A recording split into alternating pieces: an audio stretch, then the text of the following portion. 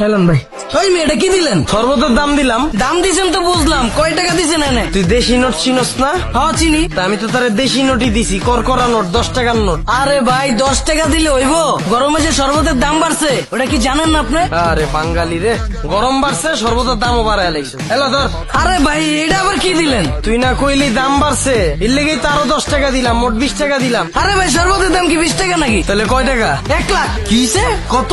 এই বেটা, শরবতের দাম আবার 1 লাখ টাকা হয় কেমনে? ফাইজলামি করস তুই? ওই ভাই দোকানকার তোর ব্যস্ত আছে কে? তুই দাম কে চাইবো? তুই তাহলে তো হইলই রে ভাই, 1 লাখ টাকা দেন। এই বেটা, তোরে কিন্তু আমি ফাইরা থুম মজা লইলে। ভাই আজকে গরিব অসহায় সর্বতলা পায়া ফারতে চাইতেছেন ভাই, ঠিক আছে ভাই পারেন, সমস্যা নাই, কিন্তু ভাই ঠকায়েন না ভাই, 1 লাখ টাকার একটাও কম দিয়েন না ভাই। তুই কি মজা লস আমার লগে? এই বেটা, এক গ্লাস শরবতের দাম 1 লাখ টাকা কেমনে হয় আমার বুঝা। ভাই আমি 1 লাখ টাকাই বেচি রে ভাই, এই যে ধান লেখা আছে শরবত প্রতি 1 গ্লাস 1 লাখ টাকা। এই বেটা, তুই মজা লস, আর তোর শরবতের দাম তুই পিছে বসিস কে, সামনে বস নাই কে, যেন কেউ দেখতে না পারে। এই বেটা, তোর এই 1 লাখ টাকা দিয়ে এই শরবত কেউ খাইবো? ভাই এই যে 1 লাখ টাকা লোন, 1 গ্লাস শরবত দেন। এলন ভাই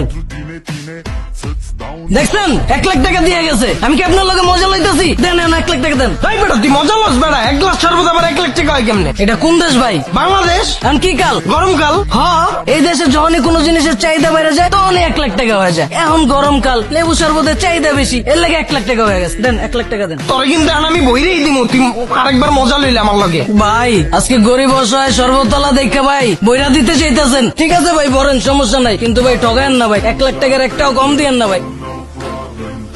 ওই ভাই কি করতেছেন আপনি? তুই যে এই জায়গায় তোর দোকানটা বহাইছস, অনুমতি লইছস? কাটতে অনুমতি লমু রে ভাই, আর জায়গা কার এটাই তো জানি না আমি, আর এগুলো দেওয়ার সময় আছে আমার। দেন 1 লাখ টাকা দেন। এই বাড়িটাও আমার, এই জায়গাটাও আমার। আমার এই জায়গায় তুই যে অনুমতি ছাড়া তোর দোকানটা বহাইছস, এখন তো তোর জরিমানা হইছে। আর জরিমানা কত জানোস? 1 কোটি টাকা। এখন 1 কোটি টাকা আগে বাইর কর, তারপর তোর 1 লাখ টাকা আমি দিতেছি। বাইর কর। কি কইতেছেন ভাইডি? বাংলা বুঝছস না? বুঝি ভাই। তা আমি তো তোরে বাংলাই কইতাছি, এই বাড়িটা আমার, এই জায়গাটাও আমার। আমার এই জায়গায় তুই অনুমতি ছাড়া তোর দোকান বহাইছস, এর লেগা জরিমানা হিসাবে হইছে 1 কোটি টাকা। তুই আগে 1 কোটি টাকা বাইর কর, তারপরে তোর 1 লাখ টাকা আমি দিতেছি। আরে ভাই আপনার জায়গা এটা ঠিক আছে তো ভাই, কিন্তু জরিমানা ভাই 1 কোটি টাকা হয় কেমনে? এই জায়গাটা কার?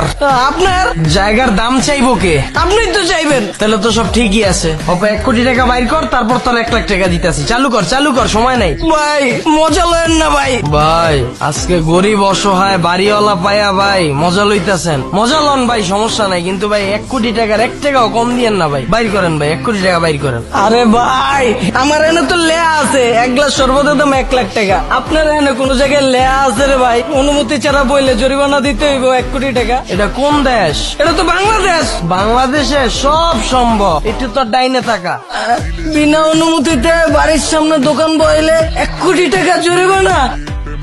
ভাই আজকে গরিব অসহায় বাড়িওয়ালা পায়া মজা লয়েন না ভাই, আর মজা লন, সমস্যা নাই ভাই, কিন্তু 1 কোটি টাকার 1 টাকাও কম দিয়েন না ভাই। 1 কোটি টাকা দেন, তারপর আপনার 1 লাখ টাকা আমার দিতে হইব না ভাই। চালু করেন ভাই। আমি তোর 1 লাখ টাকা দিতে হইব না বেড়া, আমি ভাই কোনো ঋণের ভিতরে থাকতাম না। দে 1 কোটি টাকা দে। আরে ভাই আমি 1 কোটি টাকা কই পাবো ভাই? তোর জায়গা জমি বেচবি তুই, তারপর তোর 1 কোটি টাকা আমি লমু, তোর কোনো মাপ নাই।